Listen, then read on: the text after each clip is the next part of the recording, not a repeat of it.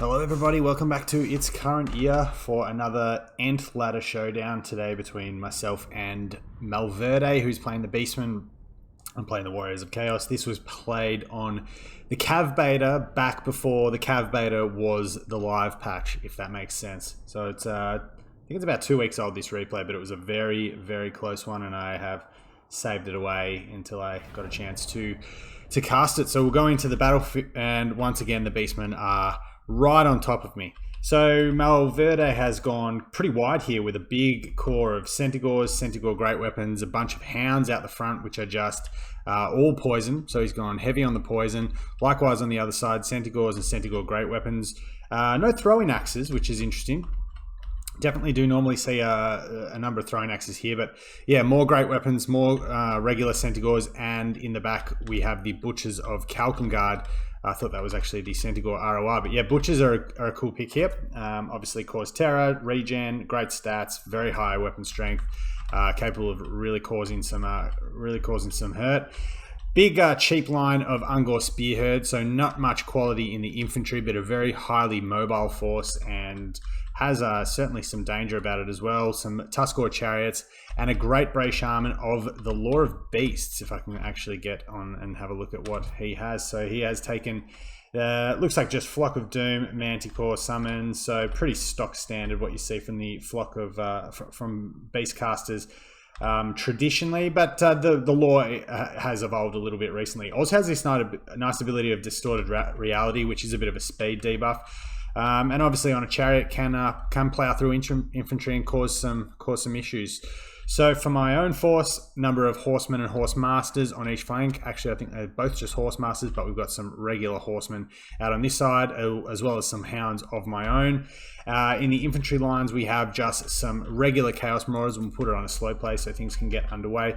4 Chaos Marauders, or 3 Chaos Marauders rather, 2 units of Forsaken on each flank, and 1 in the rear. We have 2 units of Marauder Great Weapons, and then another unit of Hounds here just for a bit of troubleshooting. For my hero core, I've also got a unit of Chariots as well. I like sort of just adding a single chariot can actually be a nice little that's a nice little cheap old anti-infantry clearing tool here, and obviously the Chaos Chariots quite heavily armored and quite sturdy and don't suffer for a lack of AP in this matchup a lot of the time.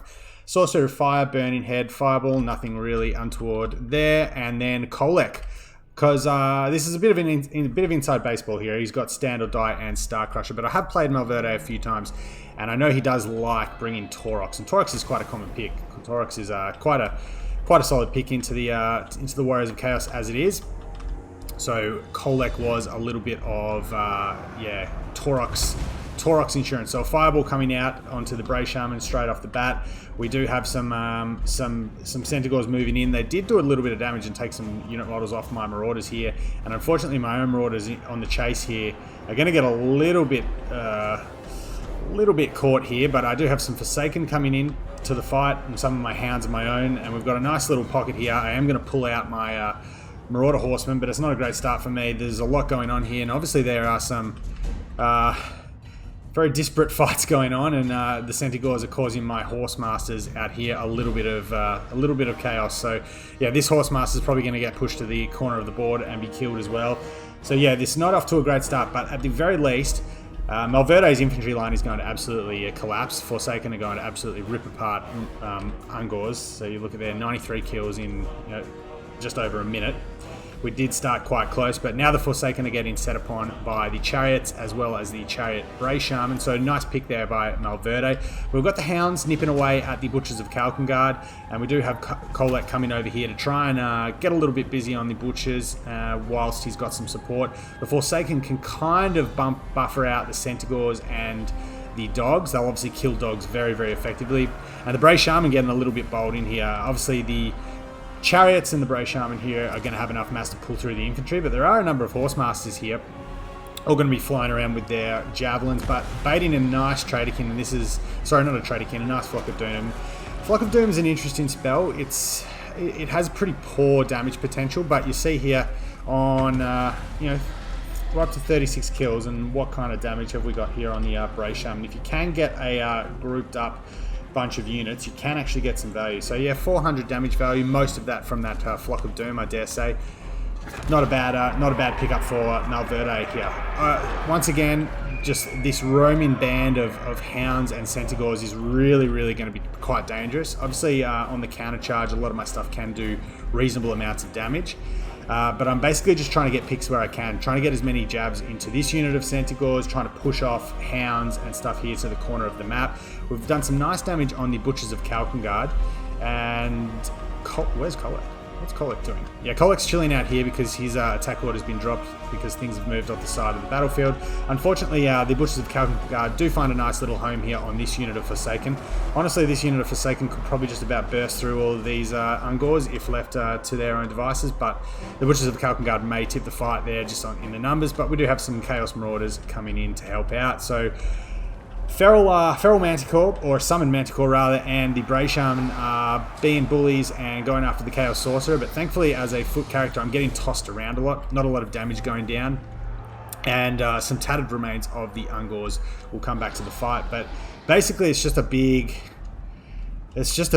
sort of hit and run fest here from the Beastmen. And obviously on the counter charge, my Forsaken, and this is a nice little pickup here. Obviously Malverde's micro just slipped, probably looking to clear off things one by one. And this is a fine pick by fine thing to do by Malverde. I do try and get a burning head out just before the just basically a desperation click here by the Chaos Sorcerer before he inevitably does get routed off.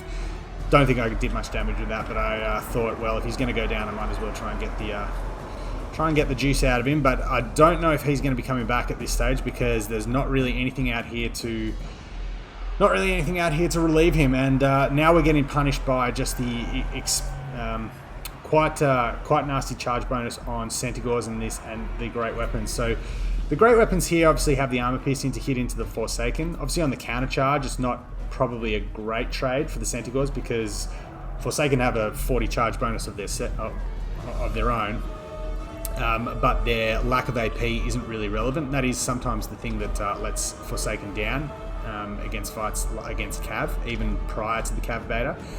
But we've still got our Horsemasters online, or I think these are Horsemen. Yeah, these are just Horsemen. Our Horsemasters did unfortunately get chased off early. But the Butchers of Kalkengard have done a bit of regenning. Still 9 unit models, still plenty of healing cap to go here. But we sense an opportunity to pin in a couple of units of Hounds and Centaurs here. We do have to commit the Horsemen to combat, but they're not the worst combatants. And just the real nice surround here on this unit of Centaurs does send their leadership down into the point of breaking, and Kolek can come back in and potentially also lend terror into the fight here. So we're going to get a few pickups here. Again, Hounds and Centaurs being charged by Forsaken isn't a great recipe for the Beastmen. But if there's one thing that's canon against me at the moment, I am down magic, and I didn't really use a ton of magic. I think I've got a couple of fireballs into the Bray Shaman. But yeah, the Fire Sorceress is off the field, and a lot of my skirmish cav is running low on ammo and probably don't have many more charges left in them. I mean, they can potentially get some damage in on Centaurs and Hounds if I'm breaking the charge of those units with stuff like Marauders or the Forsaken. But other than that, Centaurs will run over them pretty quick. But we are at least getting the Chariots off, and my Chariots are getting stuck in here and can do a bit of damage as well, and haven't taken much damage themselves. But Kolek's sniffing around here somewhere, and Kolek is basically full health. Flock of Doom's not going to do anything to him as a single entity. He'll probably, I think it does somewhere between like 5 and 15 HP to single entities on average. But the Centaurs can potentially cycle charge him down. He doesn't have great melee defense. 46 actually isn't that bad for a monstrous unit, but yeah, with the charge bonus they possess, we're basically just in a big phase of hit and run here. And Malverde's obviously allowed to do this with the attacking rules being fulfilled by stuff like the Butchers, and obviously with his infantry coming back here. Unit of Hounds out here may be sacrificed a little bit to pin in this blob of Centaurs, but they're not going to last that long, so I'm probably only going to get a couple of hits. I don't have the Lord of the Storm on Kolek. I did cut it, and it might have been handy in a situation like this just to get a couple of units off. So if we take a bit of an overarching look, We see the mobile assets for the Beastmen starting to look pretty tattered. The Butchers of Kalkengard still have 7 unit models. Another nice Flock of Doom getting multiple units down. It's getting my Horsemen, which is actually a good... that's probably exactly what Malverde wants to target off, because they're the only thing that can really help me to some extent dictate the pace of the game. I am throwing obviously a unit of Marauder Horsemen in here, and they will probably lose to these Centaurs on the charge because they are out of ammo, but I'm just trying to use as much ammo as I can here and just basically hope I can weather the storm. Still got one relatively healthy unit of Forsaken, 40 unit models. We still have some chariots out here. They should probably just turn and fight these hounds. I'll probably beat them in combat. But the ace I have up my sleeve at the moment is Kolek.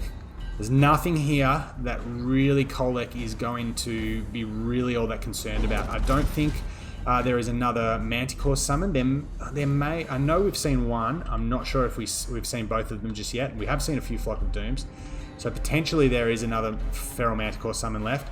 But Malverde is doing the right thing, picking off units of mine one by one. I have now, I believe, lost my Horsemen. I've got a tattered unit of 17 coming back here. But I do have some Marauders to at least break charges, and some Forsaken here to obviously put some hits on to the Centaurs with great weapons. But we're basically just going to force... both the armies are basically going to just reform up here for sort of a last sort of engagement and to take where it's suitable for both of us. But the Bray Shaman wants absolutely none of this, and this is where, at this stage, the balance of power is in my favour, but it's probably even more considerable than that, to be honest. 4 Butchers of Kalkengard are going to die pretty quick to Kolek. He has pop stand your ground. The chariots may go off the field here, but Kolek's going to loop around here, and the Butchers are going to take some hits. Even just the counter charging from the Forsaken at this stage is probably enough to do pretty decent damage to stuff like the Centaurs, and the Bray Shaman does not want to go anywhere near Kolek. He's fine for running over infantry, and if I had a little bit more, I guess, infantry quality in the way of Chaos Warriors, then certainly he can run laps through them all day. But at this stage, Kolek is basically the big bad, and he will be able to pretty much solo everything that Malverde has left. He's just going to have to chase around a little bit and just take the hits where he can. Coming in and out with all these units. Obviously, they are multi-entity units, so Malverde is well within his right to do this. Bray Shaman now being committed. Again, though, just pulling back. And I mean, this is an Ent ladder game, so perfectly fine. But Kolek is just too strong in the end and will put the game on his back and do some pretty nice work. So yeah, very mobile force, and definitely the early game went disastrously for me. Both my units of Horsemasters on my right flank were chased off, and these Horsemasters even did take some pretty bad damage in the early game, but have bounced back to be pretty important in the end. Actually, really good values on all of them, and even the Warhounds just providing some buffering. 800 on that Warhound's really nice. But yeah, nice early pickups for Malverde, certainly on the other side of the battlefield. That chariot was definitely not that healthy. Don't know why the end screen does that, but it's floated around. I mean, there's really nothing here in the infantry fight that it's really worth killing, but it's done what it's needed to do. Forsaken getting obviously very big kills, and probably their values all being enhanced or inflated to some degree by the fact that they were able to get some counter charges off against Centaurs, which are a little bit more, obviously a lot more valuable than Ungors. Marauders had a bit of a tough time, but just the extra bodies here is still quite nice. We did buzz through a lot of these Ungors up in the early game with just regular Marauders, but the great weapons didn't really have any good targets here, to be honest. But Fire Sorcerer had an absolute shocker, but Kolek's had a good one. Very strong in the end, 2k damage value, and not a lot of damage taken off him. Was able to put some good hits on the Butchers of Kalkengard early on and snipe some unit models, and then in the end game was just an absolute terror. The Bray Shamans obviously had a reasonably good battle in his own right, and that Feral Manticore, obviously he did do a bit of a number on my sorcerer, but yeah, in the late game, it was just never a fight he was going to be able to take. So yeah, decent value on all the Centaurs. Chariots, I think, what do they cost? 700 or 750. Great weapon, Centaurs. Again, probably just outside of the Forsaken. Didn't have a lot to really sink their teeth into. It would have been good for Malverde if I'd had some Chaos Warriors and that kind of thing. But yeah, just a really mobile force. Really tough game to, tough game to just be aware of all your assets and not get picked off one by one, which which basically did end up happening, and lucky in the end that I did sort of have Kolek to put the game on his back. But yeah, a great game from Malverde and a really fun one. And we're all together again on the Cav beta, singing Kumbaya and holding hands. So that's nice. We're all together and able to play quick battle and end ladder and not have to go between betas. So should have some more replays coming your way soon. But in any case, thanks for checking out the video. We'll be back soon with more. Till then, take care.